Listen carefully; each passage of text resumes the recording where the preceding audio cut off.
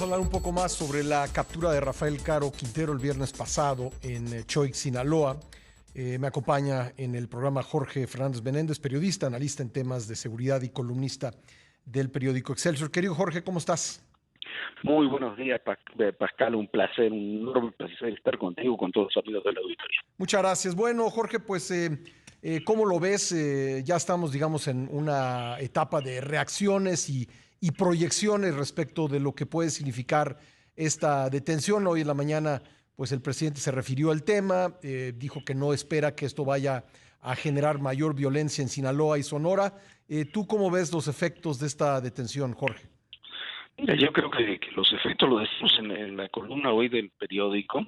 Yo creo que hay efectos políticos que tienen más influencia que los efectos directamente relacionados con el narcotráfico. Por supuesto que Caro Quintero era uno de los operadores, como le dicen en el gobierno, generadores de violencia importantes que había en toda la zona de Sonora, la frontera de Sonora con Sinaloa, con Chihuahua, toda esa zona. Muchos de los hechos de violencia que vimos en los últimos años, en los últimos meses por lo menos, están relacionados al enfrentamiento de Caro Quintero con los Chapitos y con el grupo de los Salazar, con distintas organizaciones que operan en todo ese territorio. Eso habrá que ver qué repercusiones tiene, porque por lo que vimos y lo que se sabe, han pasado ya varios días, pero todavía la información es muy escueta sobre lo que ha sucedido. La detención fue de Caro Quintero solamente y no de sus grupos operativos y demás. Pero más allá de eso hay temas políticos muy delicados que en relación con Caro Quintero. El caso Camarena ocurrió hace mucho tiempo, incluso seguramente más de uno de los que nos escuchan no había nacido todavía cuando fue el caso Camarena, pero sus repercusiones siguen hasta el día de hoy. La DEA ha pedido la extradición de Caro Quintero siempre desde 1985 hasta ahora, y lo pide no solamente para hacer justicia, o algunos dicen venganza, pero yo digo que la palabra es justicia por la brutal asesinato de Camarena. Fue brutalmente torturado y demás, y fue el primer agente de la DEA en su historia en ser asesinado por narcotraficantes. Tiene un doble valor simbólico. Pero además de eso hay toda una serie de lecturas políticas que hace la DEA detrás del asesinato de Camarena, que se relaciona con el tema del Irán-Contras, de básicamente este intercambio de armas por cocaína que se realizaba en Honduras para apoyar a la contra nicaragüense por parte de narcotraficantes colombianos y mexicanos, donde estaba involucrado Caro Quintero, Miguel Ángel Félix Gallardo y Ernesto Fonseca, hecho realizado con apoyo y con el visto bueno de sectores de la CIA. Esa es la trama, la verdadera trama que genera mucho escozor en México, incluso en Estados Unidos, por los personajes involucrados, y que se tendrá que ver si es extraditado, como me imagino que tiene que ser extraditado Caro Quintero a los Estados Unidos, cómo se procesa eso. En México la DEA siempre ha sostenido que el gobierno mexicano participó, que hay funcionarios del gobierno mexicano de la época que participaron. Señalaba a Manuel Bartlett como secretario de Gobernación, al general Arevalo Gardoqui como secretario de la Defensa, a personajes de la Procuraduría, los directores de la Federal de Seguridad. Mucho de eso no está comprobado, son testimonios de personas que dicen, o de agentes de la DEA de la época que hablan de esa participación, pero la verdad que no está plenamente comprobado. Lo que sí está comprobado, por ejemplo, la participación en esa trama de la Federal de Seguridad, y la Federal de Seguridad dependía de este señor Zorrilla, que estuvo detrás del asesinato de Buendía, aparentemente también por este tema, y dependía, por supuesto, de la Secretaría de Gobernación, ¿no? Oye, Jorge, algo que pudiera decir Caro Quintero cuando sea extraditado, si es que es extraditado, para minorar su sentencia, ¿podría implicar a alguno de los funcionarios que has mencionado? Sí, por supuesto. eso por supuesto. Ahora, yo no sé, ahí ese es el dilema que deben tener los gobiernos de México. Caro Quintero nunca fue extraditado a los Estados Unidos desde 1985 hasta 2013, que salió de la cárcel, porque ahí todos los gobiernos que pasaron, y pasaron de todos, ¿no? Desde la Madrid, Salinas, Cedillo, Fox, Calderón, Peña, todos pensaron que se iba a convertir eso en un show político de acusación contra México y que mejor que cumpliera su sentencia en México, por eso siempre se negó la extradición. Ahora, después de la forma tan extraña en que salió de la cárcel en 2013, me imagino que no veo cómo el gobierno de México le va a decir que no a la extradición. Ocurrió un poco lo mismo con el Chapo Guzmán, que tampoco se lo quería extraditar originalmente, y luego de su segunda fuga dijeron, no, ya este señor no, lo tenemos que mandar para allá. Y se hizo todo un juicio. A ver, ¿qué juicio? El Chapo, por ejemplo, no habló en su juicio.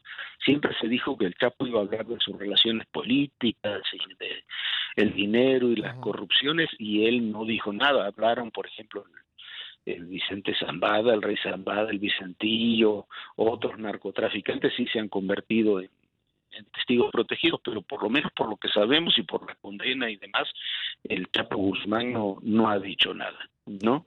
Y no sé cuál será el caso de Caro Quintero. Le agradezco mucho a Jorge Fernández Menéndez haberme esperado en la línea. Jorge, tenía poco de haberse informado de la detención de Caro Quintero cuando empezó la polémica respecto, pues, de quién debía ser el mérito, si la DEA había participado o no. ¿Tú cómo ves esta polémica? Mira, yo llama la atención porque el propio presidente de la República dice que la DEA no participó, también lo dice Ken Salazar, el embajador, pero la directora de la DEA dice que sí participaron, el Departamento de Justicia dice que también. Yo creo que hay una parte de verdad en los dos. Sí. Yo me imagino que ha habido y hay información. Mira, lo que a mí me llamó más la atención de este operativo de la detención de Caro Quintero es que lo volvió a realizar la Marina. Y la Marina había dejado de realizar estos operativos por orden del gobierno federal desde el inicio del sexenio, no porque desaparecieran las fuerzas especiales de la Marina, pero sí el grupo especial que operaba junto con información de los Estados Unidos, y que operó y dio grandes golpes tanto en el gobierno de Calderón como en el gobierno de Peña Nieto. Sí. Bueno, dejó de operar. Ahora ¿Tú crees, Jorge, perdón que te interrumpa, tú crees que fue por aquel incidente del helicóptero en Tepic, un hecho que ocurrió cuando estaba de visita en 2017 en Tepic el entonces candidato presidencial López Obrador? ¿Eso fue la razón por la que mantuvieron marginada a la Marina? Fue por lo menos el detonante, me imagino, ¿no? Porque ahí fue cuando el presidente en campaña fue el ataque contra el grupo de los H, ahí en Tepic. El presidente en campaña fue cuando empezó a decir aquello de las masacres que cometía el ejército, etcétera, etcétera. Bueno, fue una muy mala declaración, creo yo. Pero bueno, ahí quedó, y me parece que sí tiene relación con eso, porque originalmente aquel grupo se desarticuló y fueron a distintos ámbitos de la Marina. Está toda el área de fuerzas especiales. Alguna vez he tenido posibilidad ya durante este sexenio de ir a visitarle y demás. Es muy interesante. Ahí están los grupos, pero es la primera vez que vuelven a actuar así en forma pública. ¿Y eso tendrá que ver? Siempre lo han hecho con información, con una estrecha colaboración con agencias de Estados Unidos, no solamente con la DEA. Y el que vuelvan a actuar ahora en la detención de Caro, ¿tendrá que ver con que pues son digamos, el grupo en el que confía la autoridad estadounidense en México? Siempre lo ha sido, no, eso no es ningún secreto. Con mayor o menor razón, la relación, por ejemplo, del ejército mexicano con el ejército de Estados Unidos siempre ha sido muy buena, antes y ahora, o sea, eso no ha cambiado en absoluto. pero sí en agencias, particularmente con la DEA, siempre ha habido desconfianza con el ejército, que parte precisamente de 1985, de esta historia que platicábamos del Irán Contras y el caso Camarena, donde está involucrado Caro Quintero,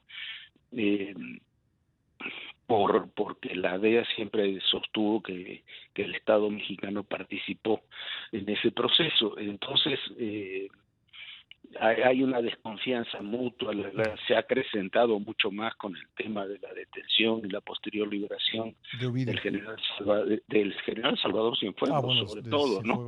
Y entonces, esos son los temas que ahí persisten. Sin duda, siempre la Marina, por muchas razones, ha sido la principal vía de comunicación con estos grupos de inteligencia y seguridad de los Estados Unidos. Oye, Jorge, yendo al papel que desempeñaba Caro en los últimos años, luego de su liberación, se le ha querido, yo creo que principalmente porque no hay buena información de repente, pero se le ha querido asociar con el cártel de Sinaloa. Digo, ahí está su origen, pero más bien pareciera que estaba marginado de ahí, ¿no? No, era enemigo ya, sí. Adversario por lo menos. Y sobre todo con los chapitos. Sí.